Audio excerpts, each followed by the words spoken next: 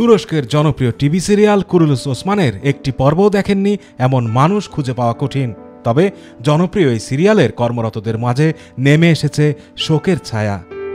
তুরস্কের ভয়াবহ ভূমিকম্পে ধ্বংসস্তূপের নিচে চাপা পড়ে স্ত্রীসহ নিহত হয়েছেন কুরুলুস ওসমানের অভিনেতা জাগদুস জানকায়া। তার স্ত্রীর নাম লাজান তাগরিস।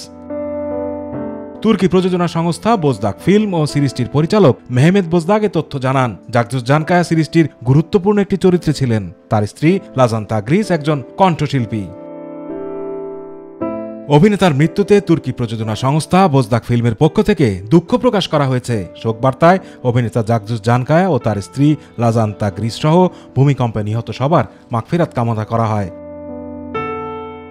জানা গেছে, নিহত অভিনেতা তুর্কি সিরিজ কুরুলুস ওসমানের কোনিয়া প্রাসাদের একজন সৈনিকের ভূমিকায় অভিনয় করছিলেন। সিরিজটির গল্পে দেখা গেছে, আন্তলিয়া নামের ছোট্ট একটি গ্রামের একদল লোক, যারা কাই গোত্র নামে পরিচিত, বাইজেন্টাইন সাম্রাজ্য এবং মঙ্গল দস্যুদের হাতে নিষ্পেষিত হতে হতে দিশেহারা মানুষগুলোর গোত্রপ্রধান সুলেমান শাহর পুত্র আর্তুগ্রোল নিজের ভাগ্য পরিবর্তনের লড়াই শুরু করেন।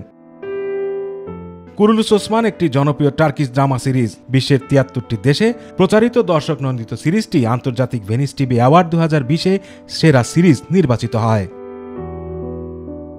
আতিকুর রহমান তিতাস, মাই টিভি।